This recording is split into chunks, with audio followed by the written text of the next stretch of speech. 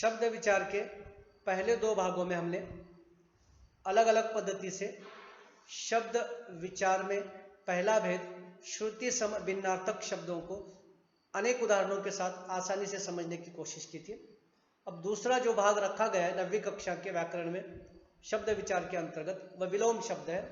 ये बच्चे मुझे लगता है कि छात्र तीसरी कक्षा से विलोम शब्दों को समझते आए हैं, विलोम शब्दों को पढ़ते हुए आए हैं, तो कोई कठिनाई उनको नहीं होगी, आसानी से इसको समझने की कोशिश करेंगे। तो हम पहले विलोम का अर्थ क्या है, उसकी परिभाषा क्या है, उसको समझकर उसके उदाहरणों को समझने का काम करेंगे। जैसे कि विलोम नाम से ही स्पष्ट होता है कि उल्टा या विरोधी अर्थ देने वाला शब्द, अपोजिट जिसको हम अंग्रेजी में कहेंगे, उल्टा या विरोधी अर्थ देने वाला शब्द विलोम शब्द कहलाता है। विलोम शब्द अपने आप में सामने वाले शब्द के एकदम विपरीत होता है, विपरीत अर्थों को प्रकट करने की कोशिश करता है। अब उसकी परिभाषा को हम समझने की कोशिश करेंगे। एक दूसरे के विपरीत या उल्टा अर्थ देने वाले शब्द विलोम कहलाते हैं। देखिए परिभाषा से सारी बात हमारी स्पष्ट हो चुकी है कि एक शब्द के उल्टा अर्थ देने वाला दूसरा शब्द जो आता है तो उस शब्द को हम विलोम शब्द या विरोधार्थी शब्द कहने की कोशिश कर सकते हैं। विरोधार्थी शब्द या विलोम शब्द के रूप में हम उसको मानेंगे और आसान शब्दों में इसको समझने की कोशिश करेंगे।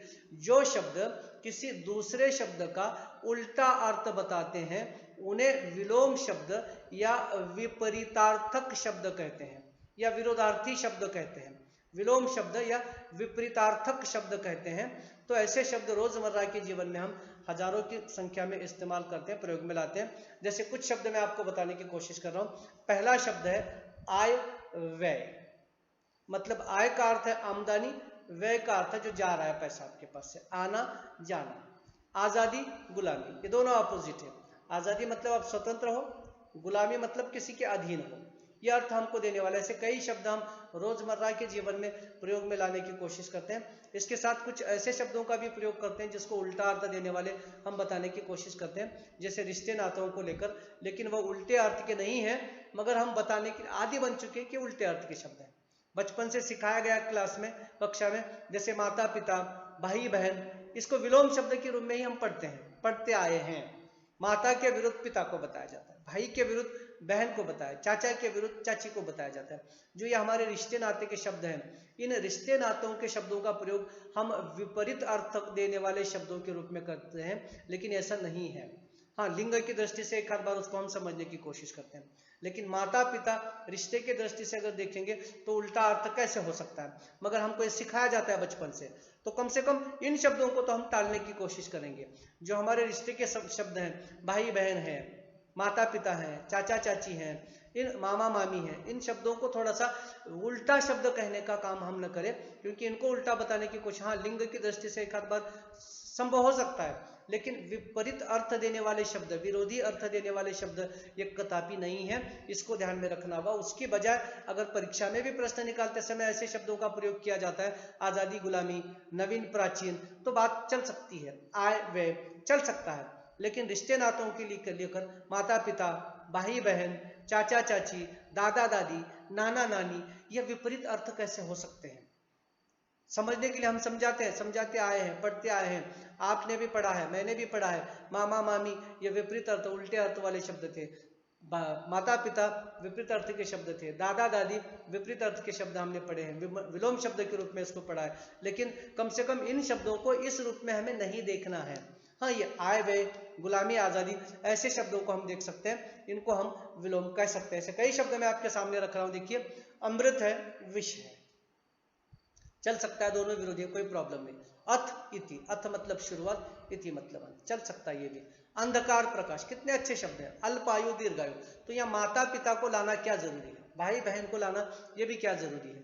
तो अनुराग विराग शब्द देखिए, अनुराग विराग दोनों शब्द अपोजिट हैं। आदि अंत अपोजिट है।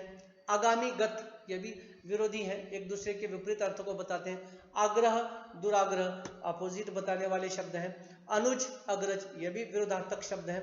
आकर्षक विकर्षण, आकर्षण विकर्षण ये विलोम शब्द हैं। अधिक न्यून, ज्यादा कम, इस रूप में भी इसको हम लेने की कोशिश करते हैं। आदान प्रदान ये भी विरोधी शब्द हो सकते हैं। ऐसे कई विलोम शब्द हैं, लेकिन फिर भी जैसे मैंने कहा, अमर मृत्य लीजिए, अग्नि जल लीजिए, अल्पसंख्यक बहुसंख्यक लीजिए, ये ऐसे शब्द ले सकते हो, आधुनिक प्राचीन ले सकते हो, ये चलेगा। लेकिन गलती से भी हम माता पिता भाई बहन ऐसे शब्दों को विलोम शब्द मानने की कोशिश न करें। पर्यायवाची शब्द अब अंतिम भाग है शब्द विचार के अंतर्गत, जो तीसरा दिया गया हमें। पहला श्रुति सम, दूसरा भिन्नार्थक विलोम शब्द जिसे कहेंगे, सॉरी विलोम शब्द, और तीसरा पर्यायी शब्द। पर्यायी शब्द, पर्याय का अर्थ है समान तथा वाची का अर्थ है बोले जाने वाले, अर्थात जिन शब्दों का अर्थ एक जैसा होता है उन्हें हम पर्यायवाची शब्द कहने की कोशिश करेंगे। अब इसकी परिभाषा हम बना सकते हैं। हम कह सकते हैं कि जिन शब्दों के अर्थ में समानता हो उन्हें पर्यायवाची शब्द कह सकते हैं। एक के बदले दूसरा पर्याय, इसको ही हम मानेंगे और वो काम करता है। दूसरे अर्थ में समान अर्थ वाले शब्दों को हम पर्यायवाची शब्द या समानार्थक शब्द भी कह सकते हैं। तो जैसे उदाहरण के तौर पर सूर्य शब्द है, सूर्य के लिए दिनकर शब्द है, दिवाकर है, रवि है, भास्कर है, भानु है, दिनेश है। ये सभी शब्द सबके सब सूरज के लिए आए हैं। अभी एक सूरज शब्द आपके सामने आ गया। तो इतने शब्द ये पर्यायी हैं, समान अर्थ वाले शब्द हैं, एक ही शब्द के लिए परीक्षा में प्रयोग में लाए जाएंगे या व्यवहार में हम प्रयोग में लाते हैं। और आपको परीक्षा में एक शब्द पूछा जाएगा तो उसके पर्याय पूछे जाने के बाद इनमें से कोई भी एक पर्याय समान अर्थ वाला आपको वहां देने की कोशिश करना है। इसी प्रकार से सभी शब्द सूरज के पर्यायवाची रूप कर कहलाएंगे, हमारे सामने आएंगे।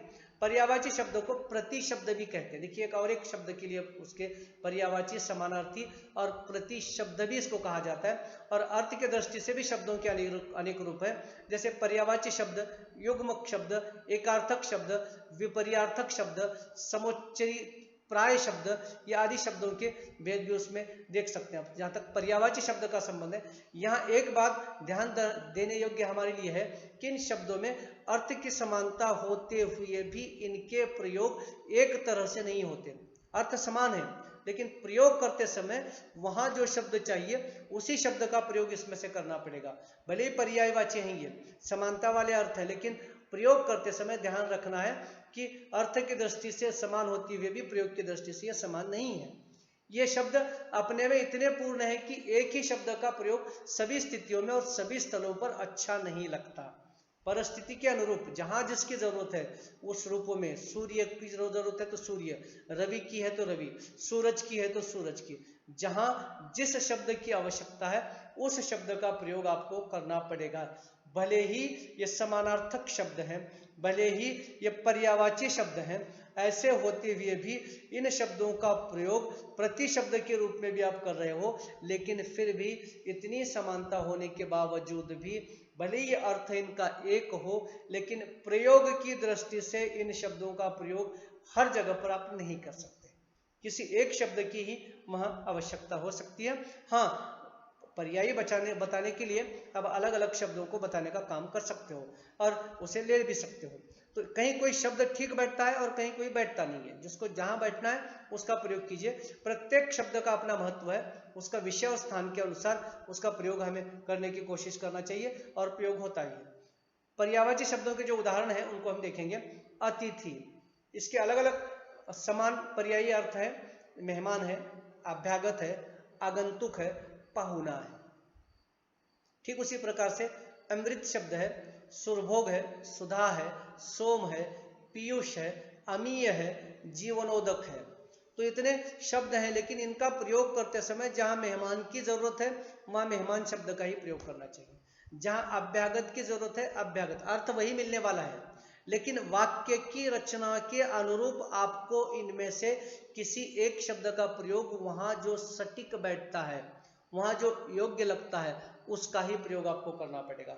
जैसे अलंकार है, आभूषण। अब अलंकार के भेद निम्नलिखित है कहने के बजाय हमने अगर आभूषण के भेद निम्नलिखित है कहेंगे तो अच्छा नहीं लगेगा, भूषण के भेद निम्नलिखित है तो अच्छा नहीं लगेगा। अलंकार के लिए अलंकार शब्द, अलंकार अर्थ अलंकार के लिए अलंकार शब्द का ही प्रयोग किया जाएगा। इसी प्रकार से आंसू है, आत्मा है, आईना है, ऐसे कई शब्द हैं। आंगन है, आंधी है, इंतकाल है, इंदु है, आलोचना है, आलिंगन है, उजाड़ है, उजाला है। ऐसे कई प्रकार के शब्द हैं। इन शब्दों में से कोई एक शब्द, भले ही इनके अर्थ अलग अलग हैं, इनके अर्थ अलग रूप में हमारे सामने आएंगे, अलग अर्थ दिए जाएंगे, लेकिन प्रयोग आवश्यकता अनुसार ही करना है। यहां आकर हम रुकते हैं। धन्यवाद।